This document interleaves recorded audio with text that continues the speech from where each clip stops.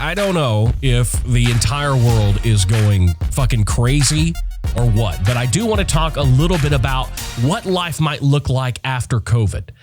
Some of the things that might go back to the way that they were, some things that probably won't go back to the way that they were, and how that's going to affect us. More importantly, how it's going to affect us right now and how we're living our lives today. All that and more coming up on today's episode of the Steve Freeman Podcast. You're listening to the Steve Freeman Podcast, the real, raw truth about the pursuit of success in music, business, and life. Here's your host, hit songwriter, multi-platinum selling producer, and serial entrepreneur, Steve Freeman. Hey guys, welcome back to another episode of the Steve Freeman Podcast. I am, of course, Steve Freeman, because if I were anybody else, it would just be odd. It would be strange. I'm glad you guys are here. I got some important topics that I want to talk with you about today. Some of them based on experience, because things are a little bit different here in Nashville. I just got back from Los Angeles. I was out there for a little over a week. And I noticed some different things in society and culture that are going on because of COVID. I even had a Karen experience at LAX, and I'll tell you all about that coming up. Don't forget, guys, if you haven't already, do me a huge favor. Make sure that you rate the podcast 5 stars if you're on Apple Podcast or iTunes. Also, leave a written review. It goes so far when it comes to Apple's algorithm. So please, if you're listening to the audio version, head over there and do that if you don't mind. Also, I was reminded, I'm supposed to mention to you that we are starting a private Facebook group for those of you that listen to the podcast. So if you have an interest in joining the private Facebook group, we can continue conversation, things that we're talking about on the podcast. Go to facebook.com/the Steve Freeman. And that's my official Facebook page. And then you can join the group right there. I'd love to have you as a member. So go over there and check that out. Facebook.com/the Steve Freeman. And join our inner circle group today. That would be awesome if you would. So I did have I had a Karen moment at LAX. And I want to kind of explain how this happened. It wasn't that I was intentional. I don't know about you guys if you're doing this, but pretty much everywhere around the country and, around the world for that matter, we're all supposed to be wearing our masks. And I have a mask in the house. I have 2 masks in the Jeep Gladiator. So, and the other cars, they've all got masks in them. So, wherever I am, when I'm out, when you get out of the vehicle, you go into a gas station or Starbucks or restaurant, whatever, you're supposed to be wearing your mask. Because I have lived 43 years without ever wearing one, there are times whenever I forget. I cannot count the number of times that I've gone to go in Starbucks to pick up my drink, or I've gone into a gas station or something like that, and I get to the door, and it's inevitably when I get to the door that I remember I don't have my mask on. So I have to turn around. I have to go back to the car. I have to get my mask, put my mask on so that I can go in. So it's just not top of mind. And I don't know where you guys are in this process. Has it become second nature to you yet? I mean, has it become, I was reading something the other day. Somebody said, it should be like your wallet. It should be like your American Express card. Never leave home without it. And I don't know if this is just because we've been going through this since March, and I know it's August now. I'm just not there. It's not become a part of my daily routine. It's still something that I forget. And so this experience that I had at LAX, this was coming home. I was coming home from LAX. I had my mask on in the airport. I remembered it. I was wearing it, all the way through. I had just gone through security. And when you're coming, the Southwest terminal anyway, when I was coming through security and you get done with security, there's an escalator now because they've changed the airport. There's an escalator now that leads up to go to all the terminals and everything. So I had just come through, which was a nice, easy process. And I saw the hand sanitizer station. Well, the hand sanitizer station was literally 8 inches away from the entrance to the escalator. So I immediately got my bags from security, and I was walking straight over to get some hand sanitizer because, at the airport, you have to touch the trays and everything. And I'm like, okay, well, I had hand sanitizer actually in my bag, but I didn't want to stop and reach and open my bag. So I thought, okay, sling my backpack over my back. I'm going to walk over to the hand sanitizer station, and I got some hand sanitizer. And like I said, it's literally 9 inches away from the entrance to the escalator. So my back, when I'm getting this hand sanitizer out of the dispenser, my back is to the escalator. So I'm putting the hand sanitizer on, and I just immediately turn around and get on the escalator. Now, maybe I should have turned around, paused to make sure there was nobody standing there. And I didn't, I guess is what I should say. I just turned around and literally with one step, stepped on the first step of the escalator. Well, what I didn't know was that there was a lady right in front of me, like literally right in front of me, maybe 2 feet away. She turned around and looked at me and was like, "You're supposed to be 6 feet away from me." And the only thing that I could think to say, it was almost like a natural reaction. I didn't even have time to think about it because I've been seeing, and I'm sure you guys have too, I have seen all this stuff on Facebook, on Instagram, all these people getting accosted in grocery stores and everything that's going on with these people not wearing their masks. And I mean, it even gets like fist fight. It gets brutal at some point. Well, when this lady turned around to me and she's like, "You're supposed to be 6 feet away from me." I'm sorry, but it just flew out of my mouth without even, I said, "Bitch, you're 300 pounds. There's nobody in this airport that can be 6 feet away from you." And then I felt bad. And of course she huffed and puffed and was running up the escalator to get away from me. Now, should I have been rude? No, I probably should not have been rude. But if I'm being honest and I'm putting it out there, I had no control over the words coming out of my mouth. It was like just the filter had been removed and it was just it went from my mind and out my mouth. And I didn't even think about it. But that's the only situation like that I have had happen to me. And when I've told this to some friends, they're like, "Yeah, I mean, it's happened to me too." I mean, I've had people yell at me because I'm not wearing a mask. I had one friend tell me that they pulled up to a stoplight and somebody was yelling at them through the window because they didn't have the mask on while they were driving around in their car. Now, see, to me, I think that's the dumbest thing. When I see people driving around and their windows are up and they've got the mask on, I think that's the dumbest thing I've ever seen in my entire life. Now, I'm still trying to decide where I fall on this whole thing. I know that this virus is being politically manipulated. Do I think that the virus is real? I absolutely think the virus is real. Do I think people are dying from the virus? I think those most susceptible, yes, are dying from the virus. And it's a horrible and it's a sad thing. And quite honestly, I was even talking to someone in the medical field the other day. It shouldn't even, because the death rate is so low right now, it doesn't even fall under the definition of a pandemic because the death rate is so low. That doesn't mean that it's not serious. And I'm getting tired of any time somebody has an opinion that yes, it's bad, but it could be worse, then you're all of a sudden an asshole and you're a conspiracy theorist and you're this and you're that. Well, I don't buy any of that. I think there are two different sides to this thing. I think the virus is real. I think it's dangerous.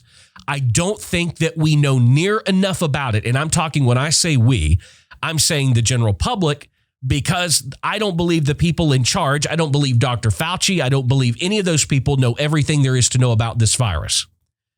That both shocks me and saddens me, considering since February and March, they've had nothing else to do but study this thing. And there's been so many mixed messages. First, it was don't wear a mask. Now it is wear a mask. I had a buddy the other night. We was talking on the phone, brought up a very good question. And I'll take backlash for this, but that's fine. That's why I'm here. His argument was, hey, if masks are so effective and masks are preventing this thing as much as one side of this wants to lead us to believe that it is, why are we still shut down? Why is it not just mandated that we wear masks everywhere until this thing goes away? I keep seeing all these headlines that say if we would, the CDC, the WHO, everybody, if we could curve this thing and get rid of it in 4 to 8 weeks, if everyone would just wear a mask everywhere. Okay. But my buddy's point was simply, if masks are that effective, why are we shutting everything down? And to me, I like to think of myself as a logical person. And that makes perfect sense to me. Why is it that you're not allowed to assemble at this place or that place Or if you do, you've got to socially distance and you've got to have a mask to protect yourself. But you can go protest. You can go to a rally. You can go do any of these things. That's fine. But in California, you can't even sing in church. You're not allowed to have live performers in restaurants or in churches. You can have music playing, but you can't have somebody there singing. You can have as many people in there as you want eating, but you're not allowed to have somebody up there. I guess what I'm saying is I'm having a hard time swallowing this very large pill that a lot of people in our government want us to swallow whenever they keep sending so many mixed messages. I guess that's what I'm having a hard time with. Even as we sit here and we talk about this, it is absolutely destroying and killing our economy. A lot of businesses not able to reopen, or they're able to open in a limited capacity, which means, whatever money they were making before, they're making a fourth of or a fifth of or a sixth of. Then you've got a lot of businesses like here in Nashville where the mayor issued basically saying, hey, you've got to close by 10 o'clock at night, and none of the bars are doing it. So I guess where I'm at now is I'm almost at the point where it's like there's got to be one set of rules. Like here in Nashville, the public schools, Metro, are not going back to school. The kids are going to distance learn. They're not going back to school. And the reasons that they cite for not having the kids go back to school are the recommendations of the CDC, local health professionals, people in the government, people here in Nashville. I don't know who those people are, but this is who they cite as the reason that it's not safe to send the kids back to school. My kids, however, go to a private school. They are going back to school. They cite the exact same people and the exact same statistics as to why the kids should go back to school as Metro is using for the reasons why the kids should not go back to school. I think part of what's going on in the country right now with both sides, and it has been politicized, don't get me wrong, there is very much a Democratic and a Republican view on this virus, on the masks, on the quarantining, on the social distancing. It's become a thing. If you don't want to wear a mask, you're automatically a Trump follower, supporter, and you're a Republican. If you do wear a mask and you insist on the mask, then all of a sudden you are a Democrat and you're a liberal and you're a socialist. I think it's very difficult when we start dividing lines that way. I mean, we do it with everything else, but you would have thought a nationwide and worldwide pandemic might have brought us together a little bit more, but no, most of us just chose it as another reason to draw the line even deeper and wider. But I'm in a constant state of confusion, and this is why I don't do well. I am a person who plans. I like to plan things out. And when I set the plan, if somebody tells me that it is A, B, C, D, for fuck's sake and by God, it is A, B, C, D, and there's no deviating from that. It's not, well, you know what, we can skip B and we can go A, C, D, E. No. You told me it's A, B, C, D. That's the way that I am. So I'm not doing real well with, today we think it's probably safe that you wear a mask. Tomorrow it's, masks don't really help. And now it depends on what kind of mask you're using. There's just too many variables that keep us all confused. That confusion then spills down to, am I going to have a job tomorrow? Am I going to have a job next week? Very few of us plan and live the life that we're in right now. We try to plan for what we're going to do next week or the week after or next month or the next 3 months or 6 months. That's very hard to do when these stories keep getting changed and we don't know what's going on. We don't know. On one hand, we're hearing the economy is coming back. On the other hand, I hear friends of mine that own very prominent businesses tell me that they are struggling and that they can barely keep their doors open and they're close to losing everything. How can the economy be doing so good and then it be negatively affecting all these people over here? It's this constant shaky ground. That's what I'm having the most problem with. In my house, we still are not like going into the grocery store. We're still having all the groceries and anything like that we do, we're having it delivered. We're having it brought in. And then there's even people that have a problem with that. It's like, well, there's people that the people that collected it, touched it. You're actually opening yourself up to more because there's the person that you're paying to go shop for you, that do all that, then touch the bags, then check out. For whatever reason, to me, it just seems safer. We Lysol everything off before it comes in the house. So I keep hearing that, well, just get used to it. This is the new normal. And I got to be honest with you, I don't want this to be the new normal. I was telling my daughter the other day that I could be wrong. I'm not wrong very often, by the way, but every once in a while, I'm wrong. I was telling her the other day, probably the best knowledge that I can give my child at this point on looking forward and looking into the future is that I remember when 9/11 happened. And the world and life and plans and everything that we thought we knew changed on 9/11. The post 9/11 world and the world that we lived in, businesses, travel, everything was completely different on September 10th. Completely different. And now we're so many years later, 19 years later, going on 20 years later, we have adjusted to that way of life, the post 9/11 way of life. It changed travel, like I said. It changed everything. It changed banking. It changed taxes. It changed our entire world. The plans that some of us had made before 9/11 that we had on 9/9, 9/10, we were not able to continue to do those things in a post 9/11 world. So we're at the point now with my daughter where she's applying to colleges. It's like, which college? And I'm like, I don't even know if colleges are going to be there. That's where we are right now. And I said, I know that you've spent the last 5, 6, 7 years creating this plan.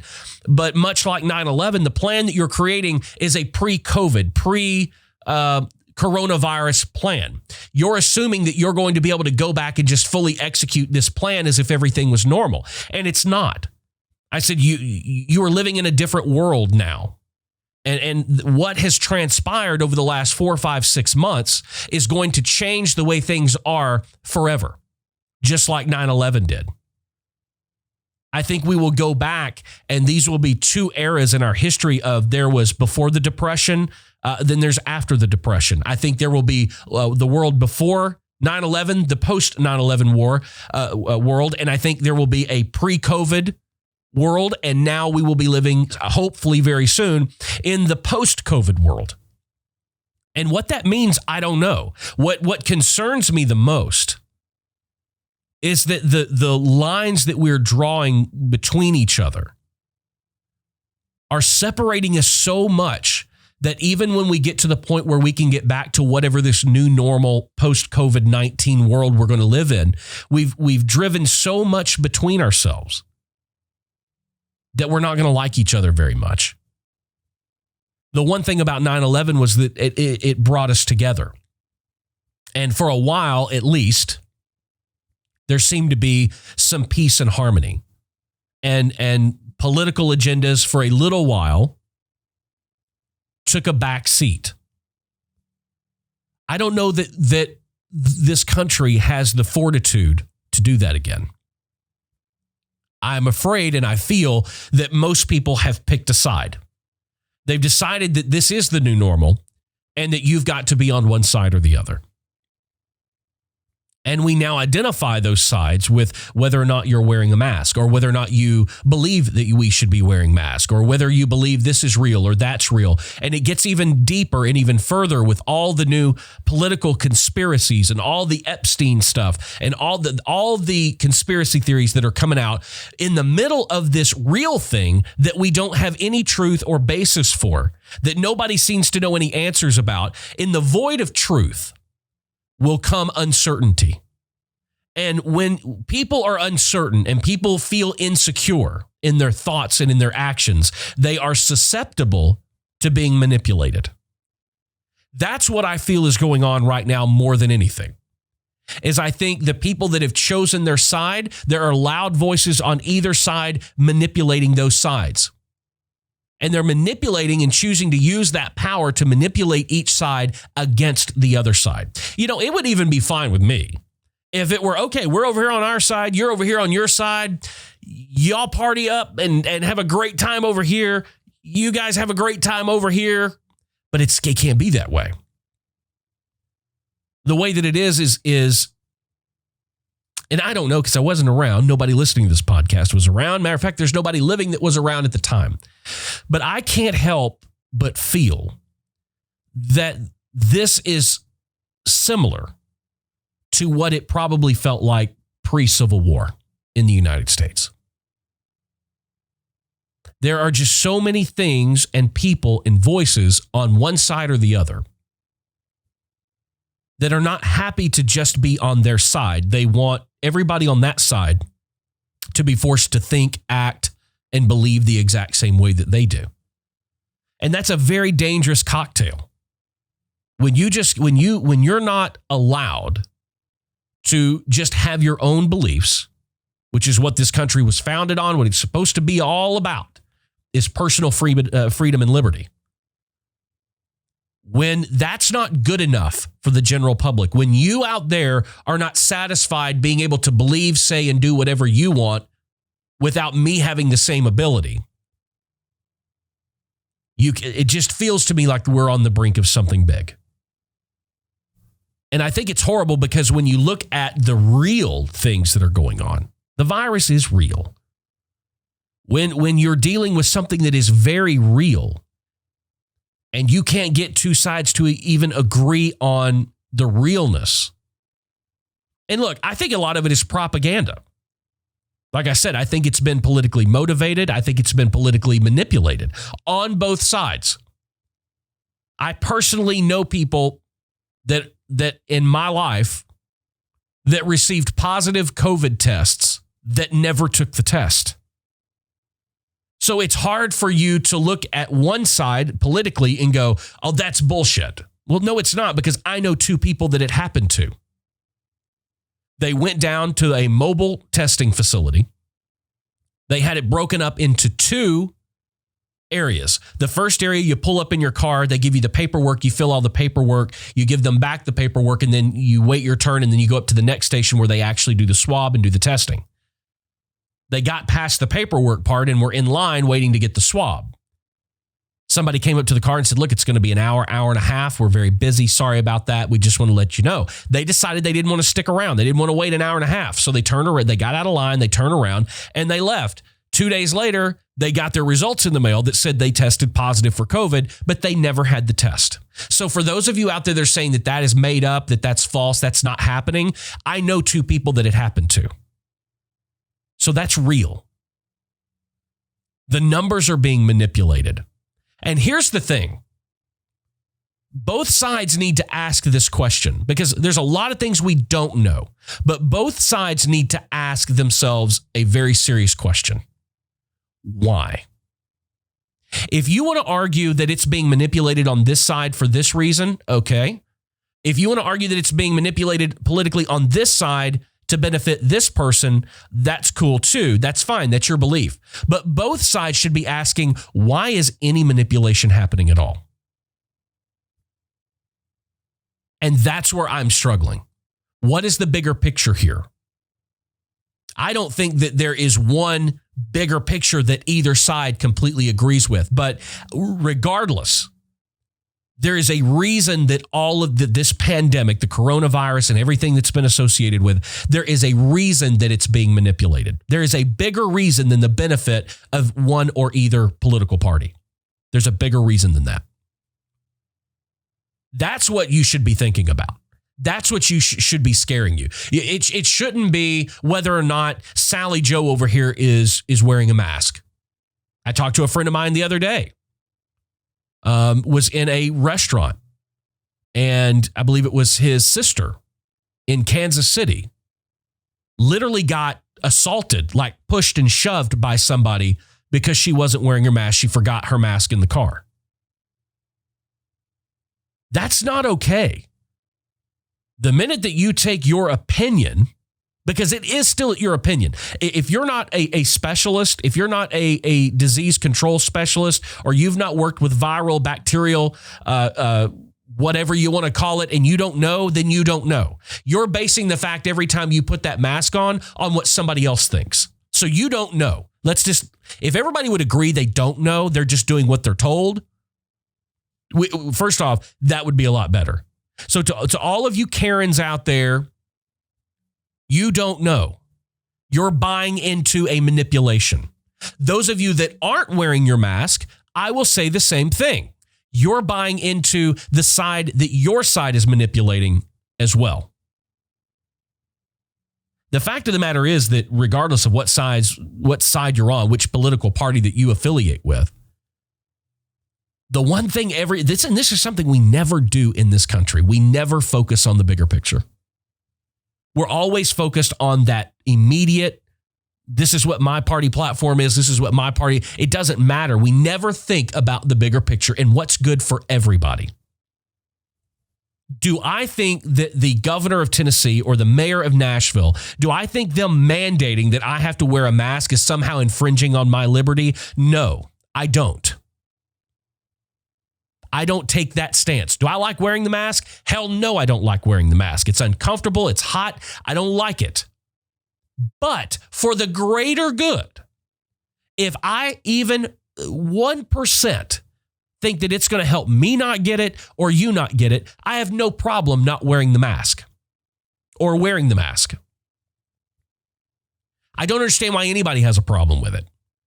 I never took this thing to go, oh, you're trying to take my civil liberty away by making me wear a mask. And now I don't have the freedom to choose whether or not I want to get the mask or not. Because ultimately what you're saying is that I have the right to get the coronavirus if I want it. That is the dumbest mental rationalization for a political platform that I've ever heard. Nobody wants to get this virus. Nobody wants to get the regular flu. Nobody wants to get sick, period. Those people will argue that, well, it's a slippery slope. If we start with the masks and we fall in line and we do as we're told and we start wearing these masks, then what's next? Well, most of that side of the next we're not going to be able to have guns. They're coming after the second. And maybe it's true. I don't know. But here's the thing. I don't know. You don't know. And nobody you or I knows. We don't know. I do know there is a bigger goal here. I don't know what that is. I'm not going to pretend to know what that is. Some people are saying, well, it's, what the Democrats are trying to do is impact the economy, because that's the one thing Trump really has going for him, is that the economy was great. Well, if we can tank the economy, then he'll lose the election. The other side thinks the opposite. I for one, just think that what we're going through and what we're having to deal with is such a life-changing event that to think that it has everything to do with who people are going to vote for on November 3rd, I think that's asinine. I think that's one of the dumbest things I've ever heard. Is it playing a part? Are there people playing roles to make you think that? Absolutely. But that's a manipulation. I know they don't want Trump. I know that. But I don't think they want Biden either. So I don't know which side of this pandemic you're on. And it's sad that there are even two sides. So what I was saying, at least at 9/11, it brought us together. On 9/12, there was no such thing as a Democrat or a Republican. And you cannot tell me that everything else that's happened during this period, that it just seems well orchestrated.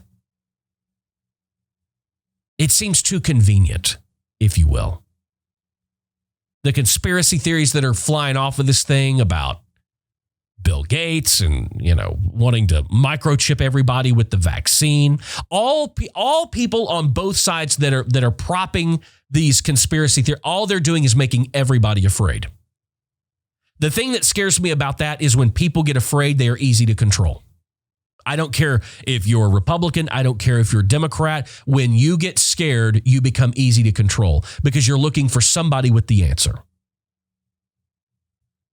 And for those of you that are religious,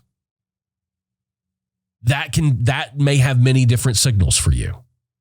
I mean, you read in the Bible in Revelation what happens when the world is looking for answers. So it just feels like we're in a very strange time. I know we're in a strange time. I don't like this uncertain, uneasy feeling of not knowing what's going to happen tomorrow. Are the kids going to school? Are they not going to school? Is this business going to open? Is it not going to open? Can I go in here without them? I'm tired of all that. I'm ready just to live life again. And I know that you guys are too. I think one of the things that we can do, which I've tried to do, every once in a while I'll say something. If something just really hits me in a certain way, I will say something.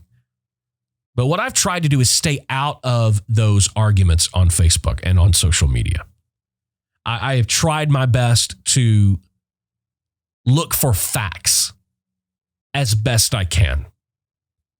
I know it's very difficult because, like I said, in the situation with school here in Nashville, the numbers that they're giving us as to why the kids are not going back to public school are the same reasons and the same numbers that the administrators of the private schools are giving their parents, telling them that's why that it's safe for the kids to go back to school. I don't know. I don't know that we will ever go back to normal. I know that there are going to be people that have lost their businesses and their livelihoods, almost like a Great Depression, and they will never recover. They will not be able, because I think this has changed life forever. I think the entertainment business has been changed forever. I think the movie business, which I'm heavily involved in, I think it's been changed forever. I don't know that we'll ever have again the thriving business that movie theaters were. We were heading very quickly to as much of an on-demand society as we could possibly get. And then when we had quarantine and we had no other option, and then to hang on, all of these different entertainment companies and TV and Netflix and everything else, this was a perfect opportunity to have entertainment on demand in which you didn't have to leave your house for. Well, now people are getting conditioned to not leaving the house. People are getting conditioned to wanting to see this new movie, but don't want to go to a movie theater. Well, the studios are now making available for them to stream on your Apple TV or Roku or any streaming device. So much like what happened on 9/11, and there being a pre-9/11 world and a post-9/11 world, I think those of us that are smart, which if you're listening to this podcast, I know you are, we need to be preparing for a post-COVID-19 world and what that looks like. Now, I'm not saying that we need to go out and start being preppers and we need to be buying canned goods and 3,543 rolls of toilet. That's not what I'm saying. What I'm saying is we don't know what is going on right now. We don't know the truth. More importantly, we don't believe the people on either side that are telling us that this is the truth. We don't believe them. The main basis for that belief is because we may not share the same political affiliation, which is the dumbest reason to filter truth through or not. That may upset you. I don't care. But the one thing I know is we need to be preparing for a life after this thing. I don't know what businesses are going to come back. I know that it will change businesses forever. And I don't know that we will ever be able to say normal again. And as much as I hate to say it, maybe the new normal is something we're going to have to start accepting as the old normal. But I do know that we need to pay attention. There is a bigger reason for what's going on. Both sides are being manipulated. Both sides are being played like puppets. And there is an ultimate puppet master. We don't know who that is, and we don't know what their purpose is. But like I said earlier, the person or the benefit or the cause or the benefactor of what's going on right now stands and knows that playing both sides against each other is the best way for the ends to meet. And that's a dangerous position. I don't want that for you. I don't want it for me. I don't want it for my family. I don't want it for your family. I've even heard a couple people talk about living through this time right now as having post-traumatic stress syndrome and it causing PSD. People are committing suicide. People that have mental health issues are not dealing well with what's going on right now. And quite honestly, I think we all have mental health issues. But we need to be careful. We need to keep our eyes open. We need to stay informed. And that, when I say stay informed, does not mean believe everything MSNBC or CNN has to say. It also means don't believe everything Fox News has to say. Look for impartial, which is hard to find these days. I know. This is work. But I think you owe it to yourself and your family and whatever this new normal is going to be to keep yourself well informed from impartial sources. I myself, politically, I don't fall on one side or the other. I had somebody comment on a past episode of the podcast that they thought that my podcast, well, they were trying to make sure that my podcast wasn't some sort of propaganda. And I'm like, you've obviously never listened to more than this episode, or you would know that my podcast is not propaganda for either side, because I don't align myself as a Republican. I don't align myself as a Democrat. I know which issues affect me and my family and my income and my little bubble, my world. Those are the issues I care about. Now, you can call me narrow-minded, and that's fine. I don't give two fucks about anything that isn't in my bubble. I don't care about you and your fight for this over here. I don't care that this and all this over here means this to you. So I don't care. If it's not in my bubble, I don't care. And maybe we would be a little bit better society if we all just cared about our own little bubble. Instead of trying to go out and make me in my little bubble take your thing in. Now we want you to take our cause and bring it into your bubble so it's something you care about. No, leave my bubble alone. Stay the fuck away from my bubble, because I will stay away from your bubble. I don't want anything in your bubble in my bubble. But does that make sense? Maybe if we all stayed inside our little bubble and we focused on the things that were important to us and our families and our livelihoods and our income and our belief systems, because in our own little individual bubbles, we're allowed to believe what we want. We're allowed to fight for the causes that we want to fight for. We're allowed to believe what we want, to practice our beliefs how we want. Because once upon a time, the whole country was in a bubble. And once upon a time, we were all allowed to believe what we wanted to believe. We were allowed to go to church wherever we wanted to go to church. We were allowed to have racist opinions if we wanted to. And I know, boy, some of you get really mad when I talk about that. But guess what? That's protected. Is it right? No. But are you allowed to be that way? Yeah. Unfortunately, you are. Actually, you know what? More fortunately, we are. Because at least for right now, we still live in a free country.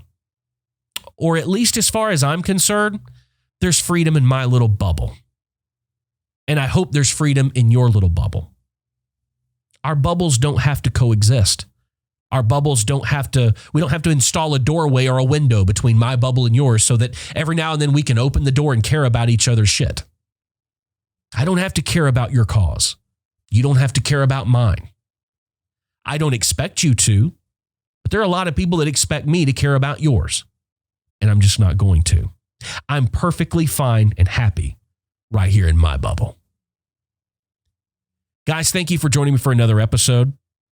I know we got a little deep on that, but it's, every once in a while, I enjoy just talking about some of the things that are going on in my mind. Because there's a lot going on in my mind. Like I said, these are very uncertain times. I don't deal well with uncertainty. I like to see the road ahead. And at times right now, it feels like we're driving down the highway at 85 miles an hour without the headlights on, and hoping that the moon provides enough light to where we can see that we don't hit anything or run off the road. And it's a scary feeling. I hope you're doing well. I hope you're healthy, whether you're wearing a mask or not. I hope you're healthy. I hope your family's healthy. I hope you're doing well. And I hope that you can see the light at the end of this tunnel. Guys, don't forget, rate, review, and subscribe to the podcast. If you're listening on Apple Podcast or iTunes, leave us 5 stars. Leave a written review. We're starting the new private members-only Facebook group. Go to facebook.com/The Steve Freeman. Go check that out. Join the group, and we can continue some of these conversations. I don't want to get into arguments, but I am completely 100% open for debate. I would love to have you guys come over there and join the Facebook group. Go to facebook.com/The Steve Freeman. And if you haven't already, check out the shirt. Well, those of you listening to the audio version, you can't check this out. My new No Bullshit line of merch is up and it is available now. Go to thestevefreeman.com. You can find all the new stuff, hats, tank tops, t-shirts, coffee mugs, all the stuff. Those of you watching the video version, you're seeing it right now. Cool camo hat. I just got mine in the mail. I was going to wear it today, but I actually left it at the house. Lots of really cool stuff, including the shirt that I'm wearing right now. Fits good, stays black, keeps its color, and it's very comfortable. I think I told y'all before, I don't make anything on this shit. When I partnered up with Custom Ink, I told them it was very important to me that we have quality. This is not about making money. It's about making quality, because I want all of you out there in the public and everywhere else, with or without your fucking mask on, wearing a piece of my merch to promote the podcast. So that's great. That's what it's all for. It wasn't about me making money. So I told them I want to use the best quality materials. I want the best t-shirts, the best hats. I want the best quality of everything. And they're like, well, if you do that, the profit margin is going to go down to zero. And I'm like, that's fine. I don't care. This isn't about making money. It's about spreading the word. It's about brand awareness. Remember that podcast episode a couple of weeks ago. Brand awareness. That's what it's all about. Go to thestevefreeman.com and check out the Steve Freeman Podcast merch store and grab you something and wear it. If you do, make sure you tag me on Instagram so that I can share it out to everybody else. Guys, thank you for being here. Again, don't forget, keep being creative. Keep pressing the boundaries. There's nothing wrong with being independent. See you in the next episode. Thanks for joining us for the Steve Freeman Podcast. Be sure to subscribe and follow Steve on social media at the Steve Freeman.